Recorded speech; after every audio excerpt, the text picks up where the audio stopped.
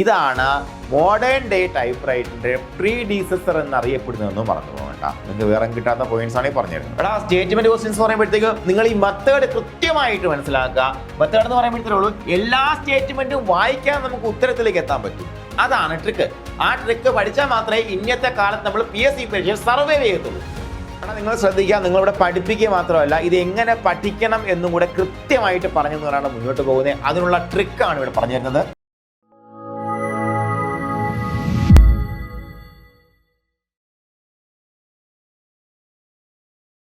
Hi, good morning friends. എൻ്റെ എല്ലാ പ്രിയപ്പെട്ട കൂട്ടുകാർക്കും സഹകാരിയിലേക്ക് ഹാർദമായ സ്വാഗതം. അപ്പോൾ നമ്മുടെ LD ടൈപ്പിസ്റ്റ് നോട്ടിഫിക്കേഷൻ വന്നിരിക്കുകയാണല്ലേ മക്കളെ.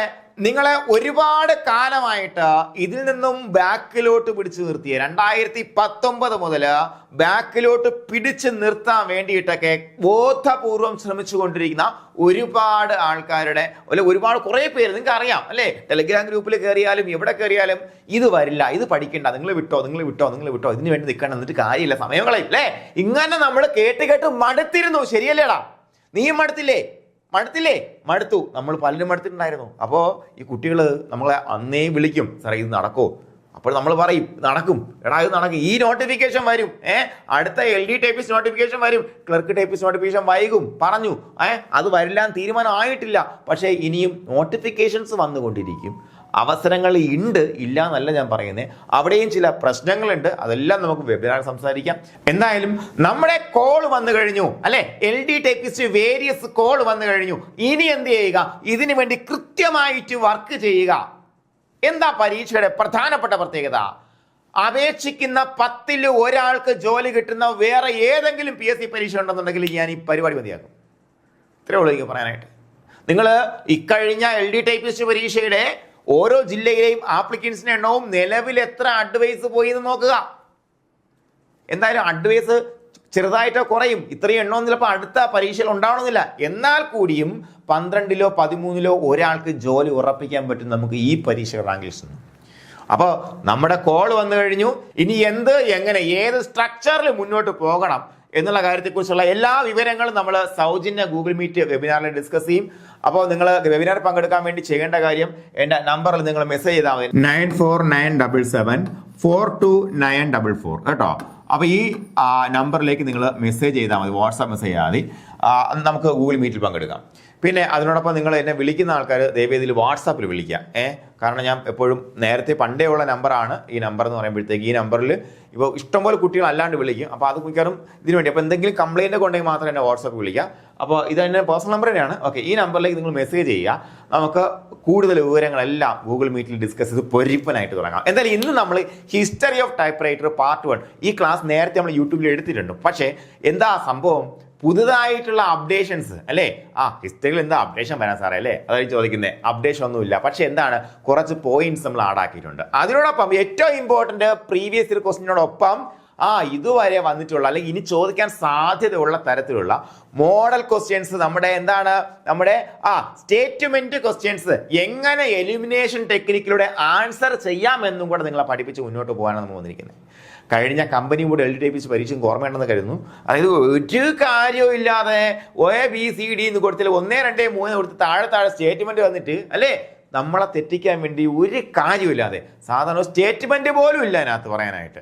അപ്പോൾ നമ്മളെന്ത് റിയൽ സ്റ്റേറ്റ്മെന്റ് ക്വസ്റ്റ്യൻസ് പ്രാക്ടീസ് ചെയ്തുകൊണ്ട് മുന്നോട്ട് പോകാൻ പോകണം മക്കളെ. എല്ലാ മത്സര പരീക്ഷയ്ക്കും പഠിക്കുമ്പോഴത്തേക്കും നമ്മൾ വിട്ടുപോകുന്ന പ്രധാനപ്പെട്ട 2-3 ഘടകങ്ങളുണ്ട്. പഠിക്കും നമ്മൾ പൊതുവെ അല്ലേ. പഠിച്ചതിന് ശേഷം നമ്മൾ എന്ത് ചെയ്യും? റിവൈസ് ചെയ്യും. അത് തീരണമെന്നൊരു നിർബന്ധമില്ല. ഒരു തവണയൊക്കെ റിവൈസ് ചിലപ്പോൾ ഫുൾ നടക്കും, 2 തവണ 3 തവണ ചെയ്യണമെന്ന് വിചാരിക്കും, നടക്കില്ല. അത് നടന്നേ പറ്റൂ കേട്ടാ.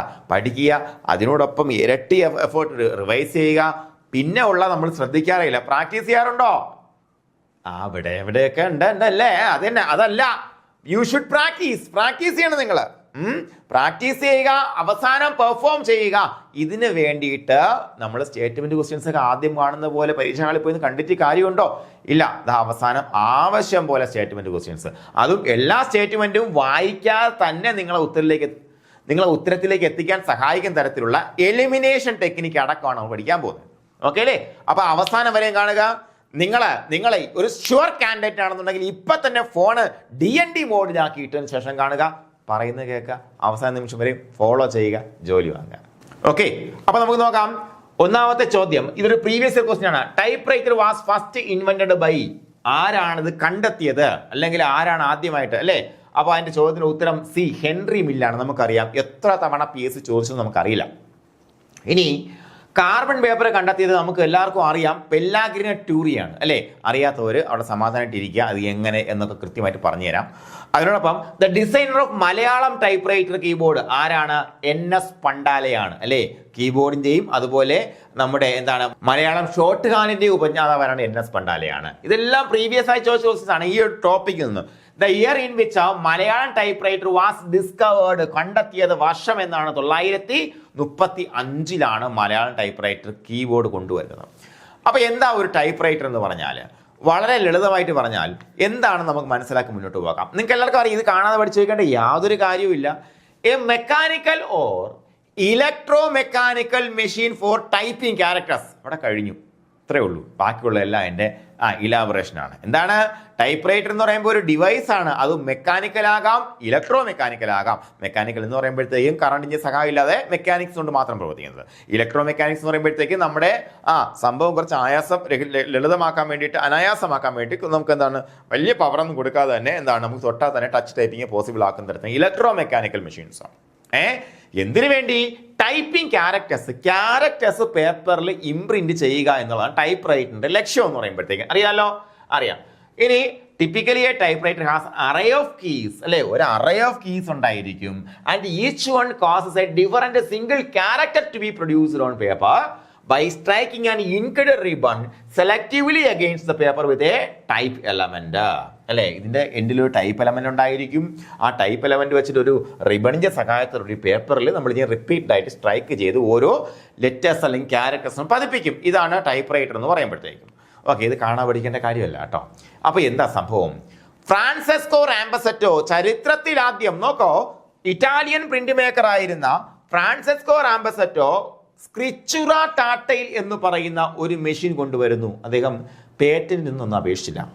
വർഷം നിങ്ങൾ മനസ്സിലാക്കി വെക്കണം. 1575 1575 ഐസിസ് എന്ന് ഒന്ന് കണ്ടു വെച്ചാൽ മതി. ഐസിസ് അല്ലേ?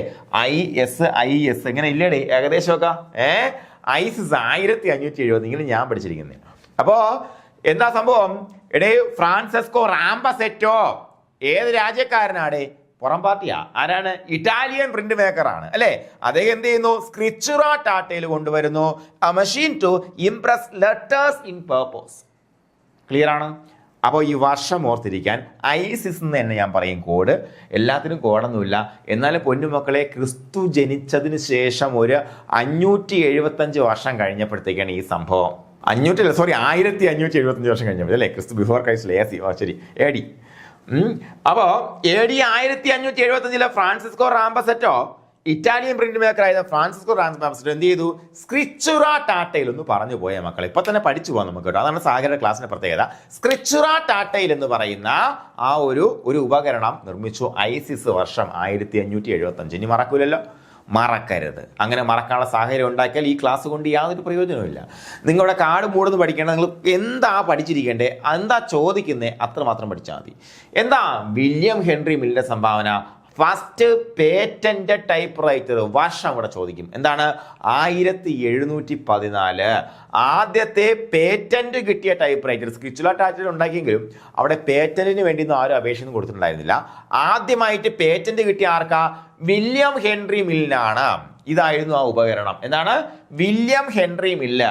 ആ പേരെന്ന് പറഞ്ഞേ, William Henry Mill. 1714 William Henry Mill, മറന്നു പോകരുത്.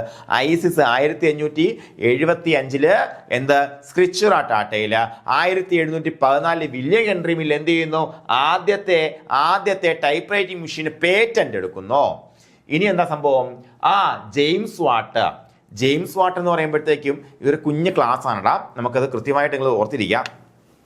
അദ്ദേഹം കോപ്പിയർ അല്ലെങ്കിൽ ഡ്യൂപ്ലിക്കേറ്റർ കണ്ടെത്തുന്നു 1780. ഇനി ഇവിടെ ഒരു അഡീഷണൽ പോയിന്റ് കൂടെ എടുത്ത് വെച്ചോളൂ. അന്ന് ജെയിംസ് വാട്ട് ഉപയോഗിച്ച മെത്തേഡിന് വെറ്റ് ട്രാൻസ്ഫർ മെത്തേഡ് എന്ന് പറയും. നനച്ചിട്ട് ആ ഒരു കോപ്പി, അതായത് നമുക്കിത് ഒരിക്കലും ഒരു ടൈപ്പിംഗ് മെഷീൻ അല്ല, ഇപ്പോഴത്തെ നമ്മുടെ എന്താണ് ഫോട്ടോസ്റ്റാറ്റ് മെഷീൻ്റെ ഒരു പുരാതന രൂപം എന്ന് വേണമെങ്കിൽ പറയാം. അല്ലെങ്കിൽ നമ്മൾ വരച്ച ഒരു പടം പോലും നമുക്ക് ഫോട്ടോസ്റ്റാറ്റ് എടുക്കാൻ പറ്റുമല്ലോ. അങ്ങനെയുള്ള ഒരു ഇമേജിനെ മറ്റൊരു പേപ്പറിലേക്ക് ട്രാൻസ്ഫർ ചെയ്യുന്ന മെത്തേഡ്, അന്ന് വെറ്റ് ട്രാൻസ്ഫർ മെത്തേഡ്, നനവോടുകൂടി ട്രാൻസ്ഫർ ചെയ്യുന്ന മെത്തേഡാണ് സ്വീകരിച്ചിട്ടുണ്ടായിരുന്നത്. അപ്പോൾ എന്താണ് കണ്ടുപിടുത്തം? കോപ്പിയർ അല്ലെങ്കിൽ ഡ്യൂപ്ലിക്കേറ്റർ. വർഷം എന്ന 1780 എന്നാണ്. 1714 എന്തായിരുന്നു? വില്യം ഹെൻറി മിൽ എന്ത് ചെയ്തു? ആദ്യത്തെ ടൈപ്പ് റൈറ്ററിന് പേറ്റന്റ് നേടി അല്ലേ? 1780 ജെയിംസ് വാട്ട് പേര് നിങ്ങൾ നേരത്തെ കേട്ടിട്ടുണ്ടാവും. ആവി എഞ്ചിൻ കണ്ടുപിടിച്ച മനുഷ്യൻ, ആ മനുഷ്യൻ തന്നെ. ആവി എഞ്ചിൻ കണ്ടുപിടിച്ച അതേ മനുഷ്യനാണ് കോപ്പിയർ അല്ലെങ്കിൽ ഡ്യൂപ്ലിക്കേറ്റർ കണ്ടെത്തിയത്. ഓക്കെ, അന്ന് ഉപയോഗിച്ച മെത്തേഡ് എന്താണ്? വെറ്റ് ട്രാൻസ്ഫർ മെത്തേഡാണ്. മറന്നു പോകരുതേ കേട്ടോ. ഇനി അഗസ്റ്റിനോ ഫാന്റോണി മറന്നു പോകരുത്.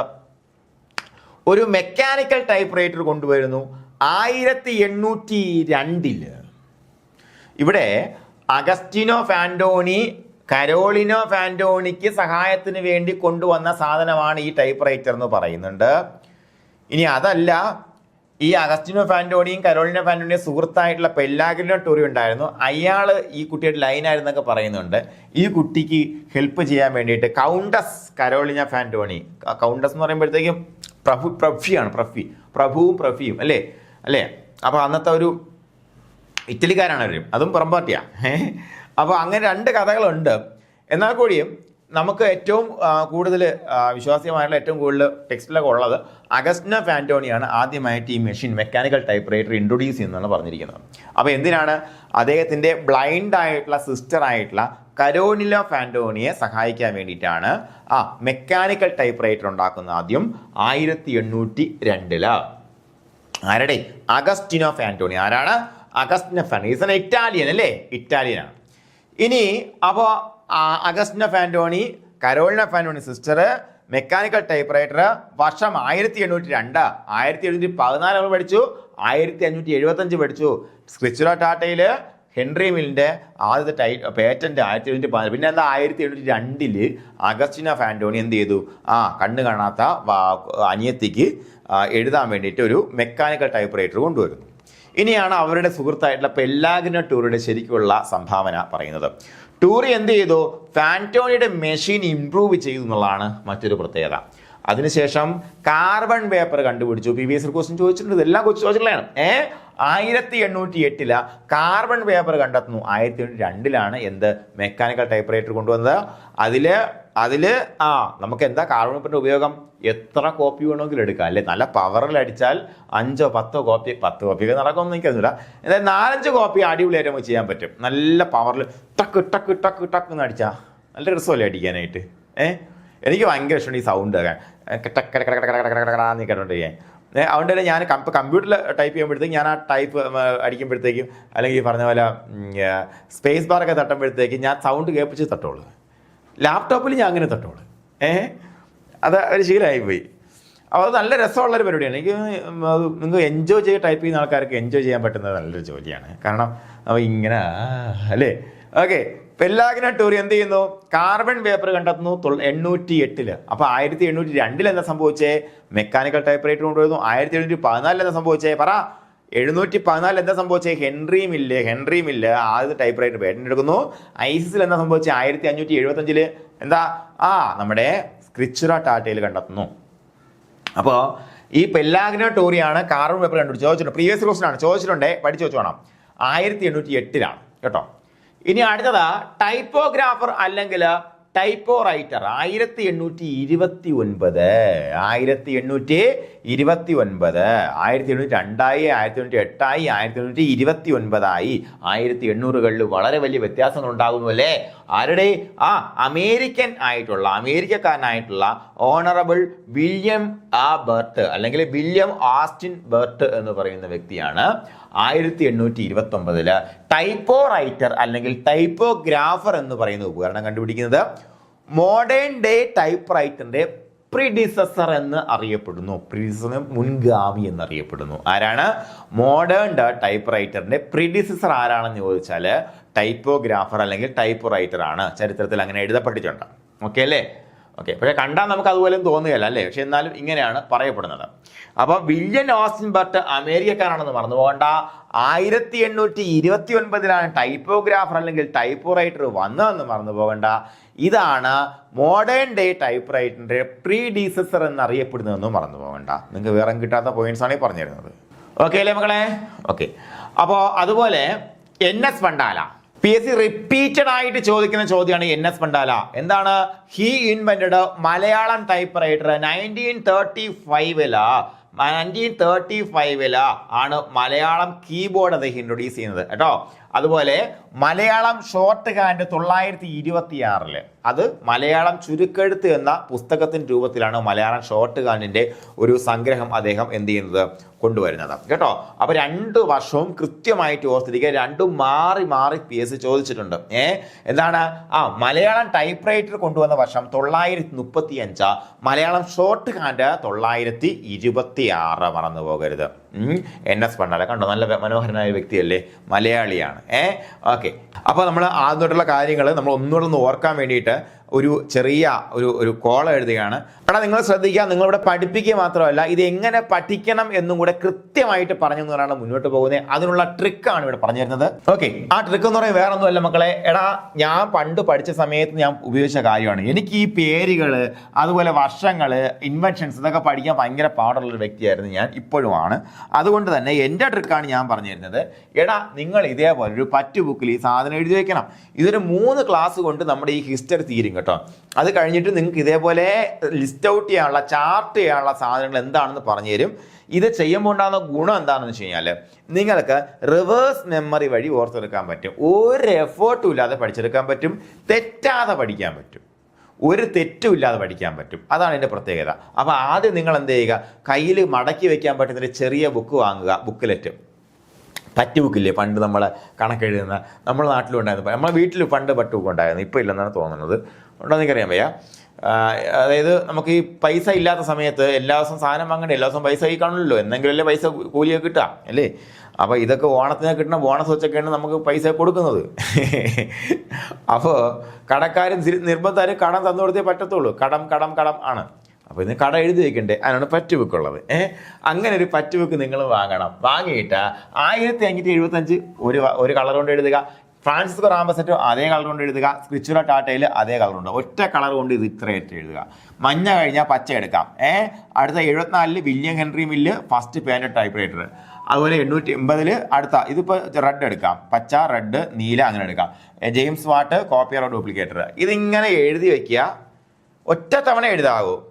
കൊണ്ടുപോയി വീട്ടിൽ കൊണ്ടുപോയി കാണാതെ പഠിക്കാനോ അല്ലെങ്കിൽ 10 തവണ എഴുതി പഠിക്കാനല്ല പറയുന്നത്. എടാ നമ്മൾ ഇങ്ങനെയുള്ള പേരുകളൊക്കെ പഠിക്കുമ്പോഴത്തേക്ക് ഞാനിപ്പോൾ നിങ്ങളിരിക്കുന്ന ഒരു 60 പേര് ഇപ്പോൾ ഓഫ്ലൈൻ ക്ലാസ്സിൽ 10-70 പേര് ഇരിപ്പുണ്ട്. അപ്പോൾ അവരെടുത്ത് ഞാൻ ചെന്ന് വെച്ചോ, ചെന്നാൽ എനിക്ക് ഒരു ദിവസം കൊണ്ട് എല്ലാവരും പേര് പഠിക്കാൻ പറ്റൂല. ഏതെങ്കിലും സാറിന് പറ്റൂല. ഏതെങ്കിലും കുട്ടിയൊക്കെ പറ്റൂല. എന്താ കാര്യം? അതങ്ങനെയാണ്. നമുക്ക് അത്രയ്ക്ക് മെമ്മറി കപ്പാസിറ്റിയൊക്കെ ഉള്ളൂ. അപ്പോൾ അത് പഠിക്കാൻ എന്താ വഴി? നമ്മൾ കഷ്ടപ്പെട്ടാണോ ആ കൂട്ടുകാരുടെ പേര് പഠിക്കുക? അല്ലല്ലോ അല്ലേ. അവൻ്റെ അച്ഛൻ എന്താണ്, അമ്മ എന്താണ്, അവൻ്റെ പ്രത്യേക ഇഷ്ടങ്ങൾ എന്താണ്, നമ്മൾ കഷ്ടപ്പെട്ടല്ലേ പഠിക്കുക, പരിചയപ്പെട്ടല്ലേ പഠിക്കുക. പരിചയപ്പെടലൊരു വലിയ പഠന രീതിയാണ്. ഇത് പരിചയപ്പെടാനുള്ള രീതിയാണ്. മനസ്സിലായില്ലേ? ഞാൻ ഒരു 5 ദിവസം നിൽക്കുന്നു, അല്ലെങ്കിൽ ഇന്ന് ഞാൻ 2 കുട്ടികളോട് സംസാരിക്കുന്നു, അവൻ്റെ എന്തോ പറഞ്ഞ കാര്യങ്ങൾ സ്ട്രൈക്ക് ചെയ്തു, അല്ലെങ്കിൽ ഒരുത്തി ഞാൻ ദേഷ്യപ്പെട്ടു, അവൻ്റെ പേര് എന്താണ്, എൻ്റെ പേര് ഓക്കെ, ആ പേരിൻ്റെ തലയ്ക്ക് തിരിക്കും. കാര്യം എന്താ? അതൊരു ഇവൻറ്റുമായിട്ട് അസോസിയേറ്റ് ചെയ്യപ്പെട്ടു എന്നുള്ളതാണ് അല്ലേ. പരിചയപ്പെടൽ എവിടെ നടന്നു എന്നുള്ളതാണ്. ആ പരിചയപ്പെടൽ നമ്മുടെ തലച്ചോറിൽ നടക്കുന്ന വേറെ വ്യത്യസ്തമായിട്ടുള്ളൊരു പ്രവൃത്തിയാണ്. അവിടെ എക്സ്ട്രാ എഫേർട്ട് ആവശ്യമില്ല. അവിടെ നമ്മൾ ജെയിംസ് വാട്ടിനെ പരിചയപ്പെടണം, ഈ വർഷത്തെ പരിചയപ്പെടണം, എന്ത് കണ്ടുപിടുത്തുന്നത് പരിചയപ്പെടണം. അതിനുവേണ്ടി റിപ്പീറ്റഡായിട്ട് നമ്മൾ എന്ത് ചെയ്യണം, റിവേഴ്സ് ആയിട്ട് നോക്കണം. അതായത് നമ്മൾ ഈ സാധനം പടക്കി പോക്കറ്റിൽ വെക്കണം. ആവശ്യമുള്ള സമയത്ത് ഇങ്ങനെ 3 ആയിട്ട് മടക്കാൻ പറ്റണം കേട്ടോ. ഓക്കെ, അപ്പോൾ ഇങ്ങനെ മറിച്ച് വയ്ക്കുക. അപ്പോൾ 714 കണ്ടുപിടുന്നത് എനിക്ക് എവിടെ ഇരിക്കണം, അയ്യോ ഒരു ബുദ്ധിമുട്ടില്ല. അപ്പുറത്തെ വാച്ച് നോക്കാം, വില്യം ഹെൻറി മില്ല്.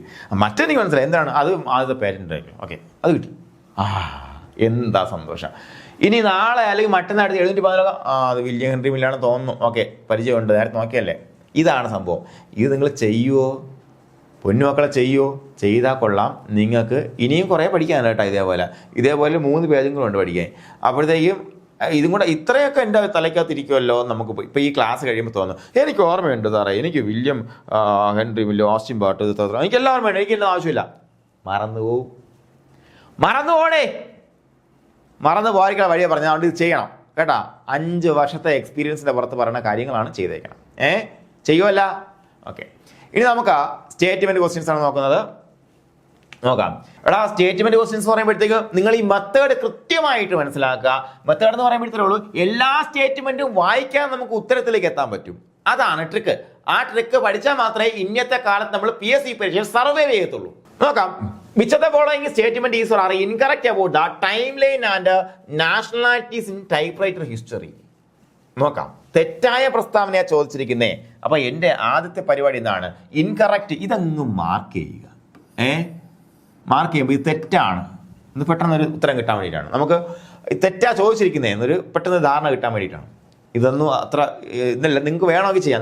നിങ്ങൾക്ക് മെത്തേഡ് നിങ്ങൾ സ്വീകരിക്കാം. James Watt, a Scottish inventor, created the wet transfer method copier in 1780. Scottish ആണോ എന്ന് നമുക്കൊരു സംശയം. ബാക്കിയുള്ളതെല്ലാം ശരിയാണ് അല്ലേ? 1780 ആ വർഷവും ഒരു വലിയ ഉറപ്പില്ല. അപ്പോൾ അടുത്തത് നമുക്ക് നോക്കാം. Francesco Rampazetto, a French print maker, invented the Scrittura Tattile in 1575. അത് നമുക്ക് പരിപൂർണ ബോധ്യമുണ്ട് അല്ലേ? ഈ ഒരു രീതിയുടെ പ്രത്യേകത എന്ന് പറയുമ്പോഴത്തേക്കും ഒരു പ്രസ്താവന വായിക്കുമ്പോൾ താഴോട്ടുള്ള ഒന്നും നോക്കരുത്. അല്ലെങ്കിൽ അങ്ങനെയാണല്ലേ? പക്ഷെ നമ്മൾ അങ്ങനെയല്ല. നമ്മൾ താഴോട്ടെല്ലാം നോക്കും. അങ്ങനെ നോക്കരുത്. അപ്പോൾ ഒന്ന് നമ്മൾ നോക്കി, ഇത് നമുക്ക് സംശയമാണ്, ശരിയാണോ തെറ്റാണോ അറിയില്ല. എന്താ നമുക്ക് രണ്ടാമത്തെ ദിവസം ഒന്ന് ശരിയാണോ അറിയണോ നമുക്ക് അറിയില്ല. അപ്പോൾ അതുകൊണ്ട് നമ്മൾ ഒരു തീരുമാനത്തിലേക്ക് എത്തില്ല. താഴെയുള്ള ഒന്നിനെ നമ്മൾ തൊടില്ല. അവിടെ നമുക്ക് ബാക്കിയുള്ളതിന് നമുക്ക് എന്തെങ്കിലും ചെയ്യാൻ പറ്റുമോ നോക്കാം. Francesco Rampazetto, a French print maker, invented the Scrittura Tattile in 1575. Italian print maker എന്ന് വ്യക്തമായിട്ട് നമുക്കറിയാം അല്ലേ? അതുകൊണ്ട് വർഷമൊക്കെ ആണെങ്കിൽ പിന്നെ നമ്മൾ ഡൗട്ട് അടിച്ചേന. അപ്പോൾ തെറ്റായ പ്രസ്താവനയാണ്. നമുക്ക് പരിപൂർണ ബോധ്യമുണ്ട്. അപ്പോൾ അതുകൊണ്ട് തന്നെ ഇവിടെ ഏതൊക്കെ ശരിയായിട്ട് വരാൻ സാധ്യതയുണ്ട് മക്കളെ? എ ശരിയായിട്ട് വരാൻ സാധ്യതയുണ്ട്. കാരണം എ പറയുന്നു 1ഉം 2ഉം തെറ്റാണെന്ന് പറയുന്നു അല്ലേ? ശരിയല്ലേ? അപ്പോൾ അടുത്തത് ബി പറയുന്നു 2ഉം 3ഉമാണ് തെറ്റെന്ന്. അപ്പോൾ അതും വരാം. സി എന്താ പറയുന്നേ? 1ഉം 3ഉമാണ് തെറ്റെന്നാ പറയുന്നേ. അപ്പോൾ 2 തെറ്റാണെന്ന് പരിപൂർണ ബോധ്യമില്ലേ? അതുകൊണ്ട് ഇതൊരിക്കലും വരില്ല, വെട്ടിക്കളയാം. ഇത്രയേ ഉള്ളൂ. ഇനി അടുത്ത വില്യം വാസിൻബർട്ടിന്റെ typewriter was invented in 1829 as the first fully commercial typewriter. അത് ആദ്യത്തെ കൊമേഴ്ഷ്യൽ ടൈപ്പ് റൈറ്റർ ആയിട്ട് വിൽക്കാനൊന്നും പറ്റിയിട്ടില്ല. അതിനുശേഷമാണ് കൊമേഴ്ഷ്യൽ ടൈപ്പ് റൈറ്റർ വരുന്നത്. ഇത് അറിയപ്പെടുന്ന എന്താണ്? പ്രീഡിസർ ഓഫ് മോഡേൺ ടൈപ്പ് റൈറ്റർ എന്ന് അറിയപ്പെടുന്നത് അല്ലേ? ഓക്കെ. അത് തെറ്റായ പ്രസ്താവനയാണ്. അപ്പോൾ അതുകൊണ്ട് 3 തെറ്റ് എന്ന് പറയുന്ന പ്രസ്താവനകൾ മാത്രം നമുക്ക് എടുക്കാം. ഓക്കെ. അപ്പോൾ അതും നമ്മൾ വെട്ടിക്കളഞ്ഞു. ഇനി എന്താണ് വരുന്നത്? 3 തെറ്റെന്ന് പറയുന്ന ഇതുകൊണ്ട് അല്ലേ? അപ്പോൾ നമുക്ക് ശരിക്കും പറഞ്ഞാൽ പരീക്ഷയിലാണെന്നുണ്ടെങ്കിൽ നമ്മൾ എന്ത് ചെയ്യും? എയും സിയും അല്ലാന്ന് പൂർണ്ണ ബോധ്യമാണെങ്കിൽ നമുക്ക് വേണമെങ്കിൽ ഒരു കാൽക്കുലേറ്റഡ് റിസ്ക് നമ്മൾ എടുക്കാം. അതിനാണ് ഇങ്ങനെ ക്വസ്റ്റ്യൻ അവിടെ വെച്ചത്. ആക്ച്വലി ഇത് ശരിയായ പ്രസ്താവനയാണ്. അദ്ദേഹം സ്കോട്ടിഷ് തന്നെയാണ് കേട്ടോ. വെറ്റ് ട്രാൻസ്ഫർ മെത്തേഡാണ്. വർഷമെല്ലാം ശരിയാണ്. അപ്പോൾ നമുക്ക് ഇവിടെ ഇത് ശരിയായത് കൊണ്ട് തന്നെ ഉത്തരം ഇതായിരിക്കും. പക്ഷേ ഇങ്ങനെ ഒരു സിറ്റുവേഷൻ നമുക്ക് പരീക്ഷ നമ്മൾ അവതരിക്കണമെങ്കിൽ എങ്ങനെ നിങ്ങൾ ഉത്തരത്തിലേക്ക് എത്തണമെന്ന് അറിയാൻ വേണ്ടിയാണ് ഞാൻ അല്ലെങ്കിൽ എങ്ങനെ നമുക്ക് റിസ്ക് എടുക്കണോ വേണ്ടയോ എന്നുള്ള കാര്യങ്ങളൊക്കെ ഡിസ്കസ് ചെയ്യുന്നത് പറഞ്ഞതാണ്. ഓക്കെ. അപ്പോൾ അടുത്ത ക്വസ്റ്റ്യൻ നോക്കാം. എന്തായാലും നമ്മൾ മെത്തേഡ് ഇത് തന്നെയാണ്, മാറ്റാൻ പോകില്ല. Which of the following statement is or are incorrect about the history of typewriters? Francesco Rambasetto, an Italian printmaker, invented scricchwriter ടാറ്റൈൽ in 1575, a machine to impress letters on paper. അത് ശരിയല്ലേ? ശരിയാണ്. ഇറ്റാലിയൻ തന്നെയാണ്. വർഷം ശരിയാണ്. സ്ക്രിച്ച്വറ ടാറ്റൈലാണ്. ഇൻകറക്റ്റ് അല്ലേ ചോദിച്ചിരിക്കുന്നത്? അതുകൊണ്ട് തന്നെ നമുക്ക് ഇൻകറക്റ്റ് അതൊന്ന് മനസ്സിലാക്കാൻ നമുക്ക് എ പറഞ്ഞിരിക്കുന്നു 1ഉം 2ഉമാണ് തെറ്റെന്ന്. അപ്പോൾ 1 ശരിയല്ലേ? അതുകൊണ്ട് ഇതൊരിക്കലും വരില്ല. പിന്നെ ബാക്കി ഒന്നിനെ കുറിച്ച് പ്രതിപാദിക്കുന്നില്ല. അടുത്ത പെല്ലാഗ്രിനോ ടൂറി ഇൻവെന്റഡ് കാർബൺ പേപ്പർ എന്ന് പറഞ്ഞാൽ അതും ശരിയല്ലേ മക്കളെ? സിമ്പിൾ ശരിയാണ്. നമുക്ക് എല്ലാവർക്കും അറിയാം അല്ലേ? അതുകൊണ്ട് ഏതൊക്കെ വെട്ടിക്കളയാം? ഇത് വെട്ടിക്കളയാം, ഇതും വെട്ടിക്കളയാം. കാരണം എന്താണ്? ബി പറഞ്ഞിരിക്കുന്നു 2ഉം 3ഉമാണ് തെറ്റ് എന്ന് അല്ലേ? സി പറഞ്ഞിരിക്കുന്നു 2 മാത്രമാണ് തെറ്റ് എന്ന് അല്ലേ? അപ്പോൾ 2 തെറ്റല്ലേ? ശരിയല്ലേ? അപ്പോൾ ഏതാ ഉത്തരം? ഡി ആണ് ഉത്തരം. ഇങ്ങനെ നമുക്ക് ലളിതമായിട്ട് ഉത്തരത്തിലേക്ക് കടക്കാം. ഈ കൺഫ്യൂസിങ് ആയിട്ടുള്ള ആ സ്റ്റേറ്റ്മെന്റ് എന്ത് വേണ്ട, തെറ്റാണോ ശരിയാണോ എന്ന് ഉറപ്പിക്കാതെ തന്നെ നമുക്ക് ഇത് 2 ശരിയായതുകൊണ്ട് നമുക്ക് ഉത്തരം കിട്ടിയില്ലേ? ഇതിനെയാണ് നമ്മൾ എന്തെന്ന് വിളിക്കുക? നമ്മൾ എലിമിനേഷൻ ടെക്നിക്ക് എന്ന് വിളിക്കുക. ഈ ടെക്നിക്ക് നമുക്ക് വളരെ രസകരമായിട്ട് അങ്ങോട്ട് അപ്ലൈ ചെയ്ത് നോക്കാം. Which of the following statement are incorrect about the history of typewriters. അപ്പോൾ ഇൻകറക്റ്റ് നോക്കുകയാണ്. അപ്പോൾ നോക്കാം, James Watt invented mechanical typewriter 1970. തെറ്റാണ് അല്ലേ? തെറ്റാണ്. ഓക്കെ. അപ്പോൾ അതുപോലെ Agostino Fanon invented typewriter in help his blind brother അല്ല, സിസ്റ്റർ ആണ് അല്ലേ? അതും തെറ്റാണ്. എൻ.എസ്. മണ്ടാല വർഷം അങ്ങോട്ടും ഇങ്ങോട്ടും മാറിപ്പോയി, അതും തെറ്റാണ്. അപ്പോൾ ആൾ ഓഫ് ദ ബോഡി ആണ് അല്ലേ ഉത്തരം. അതുപോലെ which of the following statement are correct about key inventors in typewriter history. William Henry Mill was the first patent typewriter 1714. ശരിയാണ് അല്ലേ? അപ്പോൾ കറക്റ്റാണ് ചോദിച്ചിരിക്കുന്നത്. 2 ശരിയാണെന്ന് പറഞ്ഞത് മാത്രം ഷോർട്ട് ലിസ്റ്റ് ചെയ്യാം. ബി അത് പറഞ്ഞിട്ട് അത് വെട്ടിക്കളയാം. സോറി, വേണ്ടല്ലോ 1. അതിൽ Agostino Fanoni and Italian invented a mechanical typewriter 1802 to aid his blind sister. അത് ശരിയല്ലേ? ശരിയാണ്. അപ്പോൾ 2 ശരിയാണെന്ന് പറയാത്തതൊക്കെ വെട്ടിക്കളഞ്ഞൂടെ? വെട്ടിക്കളയാം. ഇനി Pellegrino Turri's contributions include first patent typewriter and invention of carbon ഇല്ല, ഫസ്റ്റ് പേറ്റന്റ് ടൈപ്പ് റൈറ്റർ അങ്ങനെയല്ല, ഹെൻറി മില്ലാണ്. അത് തെറ്റാണ്. തെറ്റായതുകൊണ്ട് ഇത് വെട്ടിക്കളയാം. ഉത്തരം ഏതാണ്? ഉത്തരം എ ആണ് ഉത്തരം അല്ലേ? ഓക്കെ. അതുപോലെ which of the following statement are incorrect about regional contribution typewriter history. N S. Mandala invented the Malayalam typewriter in 1935 focusing on the Malayalam language from Kerala, India അല്ലേ? ശരിയാണ്. 1935 മലയാളം ടൈപ്പ് റൈറ്റർ കൊണ്ടുവന്നത്. ശരിയായ പ്രസ്താവനയാണ്. അതുകൊണ്ട് ഇത് വെട്ടിക്കളയാം, ഇത് വെട്ടിക്കളയാം, ഇത് വെട്ടിക്കളയാം. ഇതല്ലേ ഉത്തരം ബി ആണ്. ഒറ്റ സ്റ്റേറ്റ്മെന്റ് ഉത്തരം കിട്ടിയണ്ട നിങ്ങൾക്ക് മനസ്സിലായത് എന്താണെന്ന്. നമ്മുടെ ചോദ്യം തെറ്റ് എന്നാണ് ചോദിച്ചിരിക്കുന്നത് അല്ലേ? അപ്പോൾ ഒന്നാമത്തത് ശരിയാണെന്ന് നമുക്ക് പരിപൂർണ്ണ ബോധ്യം വന്നു. അത് ശരിയാണ്, ഉറപ്പായിട്ട് 1 ശരിയാണ്. അപ്പോൾ എന്താ എ പറയുന്നത്? എ പറയുന്നത് 1ഉം 2 തെറ്റാണ്. 1 തെറ്റല്ലല്ലോ, ശരിയല്ലേ? അപ്പോൾ അത് വെട്ടിക്കളയാം. അതുപോലെ സിയിലും 1 തെറ്റാണെന്ന് പറഞ്ഞിരിക്കുന്നു, അതും വെട്ടിക്കളയാം. ആൾ ഓഫ് ദ അബോവ് തെറ്റാണെന്ന് ഡി പറഞ്ഞിരിക്കുന്നു. അപ്പോൾ ഉത്തരം ബി ആയിരിക്കും. വളരെ വേഗം തന്നെ ഉത്തരത്തിലേക്ക് എത്താൻ പറ്റും. അതുപോലെ which of the following statement are correct about the history of typewriters. James Watt invented copier or duplicator in 1980 using the wet transfer method. ശരിയല്ലേ? ശരിയാണ് അല്ലേ? ഓക്കെ. അപ്പോൾ അതുപോലെ ശരിയായതുകൊണ്ട് നമുക്ക് ഏതൊക്കെ സെലക്ട് ചെയ്യാം? Agostino Fanoni invented mechanical typewriter 82 to help his blind sister Carolina Fanoni. ശരിയായ പ്രസ്താവനയാണ്. അതുകൊണ്ട് തന്നെ കളയാനൊന്നുമില്ല. N S. Mandala invented Malayalam shorthand in 19 ശരിയാണ്. കറക്റ്റ് ടൈപ്പ് റൈറ്റർ 35 ആണ്. അത് ശരിയാണ്. അപ്പോൾ ആൾ ഓഫ് ദ ബോൺ ഉത്തരം. ഓക്കെ. അതുപോലെ which of the following statements are correct about key invention typewriter history. Agostino Fanoni's 82 typewriter was design to assist the visually impaired physically system. ശരി, 802 വന്നു. ശരിയാണ്, സിസ്റ്ററിനെ സഹായിക്കാൻ വേണ്ടിയിട്ട് വന്നു. Okay, കറക്റ്റാണ് വെച്ചിരിക്കുന്നത്. അപ്പോൾ അതുകൊണ്ട് തന്നെ ഇത് കളയാം. William Austin Burt's typographer in 1829 was an American producer to the modern typewriter. ശരിയാണ് അല്ലേ? അതും ശരിയായതുകൊണ്ട് ഇത് വെട്ടിക്കളയാം. N S. Mandala's contributions were focus on English language typewriter and shorthand system. തെറ്റാണ് അല്ലേ? അപ്പോൾ അത് വെട്ടിക്കളയാൻ ഉത്തരം എ ആയിരിക്കും. ഓക്കെ. അങ്ങനെ ആണ് നമ്മുടെ ഒരു എന്താ പറയുക എലിമിനേഷൻ ടെക്നിക്ക് പ്രവർത്തിക്കുന്നത്. മനസ്സിലായെന്ന് കരുതുന്നു. വരുന്ന ക്ലാസ്സുകളിലും എലിമിനേഷൻ ടെക്നിക്ക് കൃത്യമായിട്ട് ഞാൻ പറഞ്ഞു തരും. പ്രാക്ടീസ് ചെയ്യണം. ഇനിയുള്ള ഏത് സ്റ്റേറ്റ്മെൻറ്റ് നിങ്ങൾ എലിമിനേഷൻ വെച്ച് പ്രാക്ടീസ് ചെയ്യാൻ വേണ്ടി ശ്രമിച്ച് നോക്കണം. ഉത്തരം നിങ്ങൾക്ക് കിട്ടും. അപ്പോൾ നിങ്ങൾക്ക് കോൺഫിഡൻസ് വർദ്ധിക്കും. ഇനി സ്ക്രിച്ചുവൽ ഡാറ്റയിൽ വർഷം വന്ന വർഷം എത്ര? 75. ആര് കൊണ്ടുവന്നു? റാംപസെറ്റോ.